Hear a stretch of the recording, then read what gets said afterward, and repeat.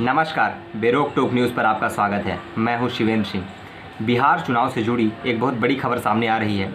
खबर आ रही है कि पुष्पम प्रिया चौधरी, जो कि नीतीश कुमार के खिलाफ मुख्यमंत्री पद की दावेदारी करने उतरी हैं, उनकी पार्टी प्लूरल्स के 64 में से 28 उम्मीदवारों के नामांकन पहले चरण के लिए खारिज हो चुके हैं।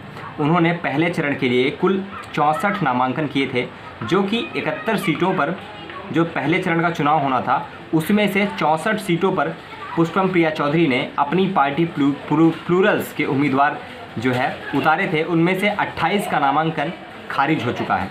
दूसरे चरण के लिए उनका दावा है कि वो 94 सीटों पर अपने उम्मीदवार उतारेंगी।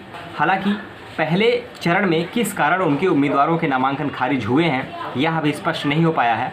अगर इसी तरह की बात दूसरे चरण में भी उनके उम्मीदवारों के साथ होती है तो यह उनके लिए थोड़ा सा नुकसानदायक साबित हो सकता है, क्योंकि वो एक नई उम्मीद लेकर बिहार की जनता के बीच जात पात को ख़त्म करने के लिए एक नई सोच लेकर बिहार चुनाव में उतरी हैं। ऐसे में यदि इसी तरह उनके उम्मीदवारों के नामांकन खारिज होते रहे तो बिहार चुनाव में उन्हें बहुत बड़ा नुकसान उठाना पड़ सकता है।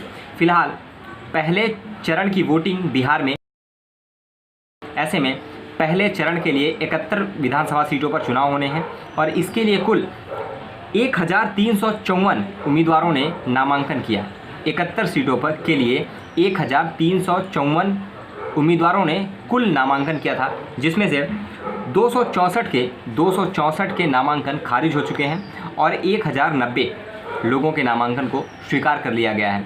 देखना ये है कि पुष्पम प्रिया चौधरी अपनी पार्टी प्लूरल्स के साथ किस तरह से आगे बढ़ती हैं बिहार चुनाव में। तो बिहार चुनाव की सभी अपडेट पाने के लिए जुड़े रहिए बेरोक टोक न्यूज़ से और सब्सक्राइब करिए हमारे चैनल को।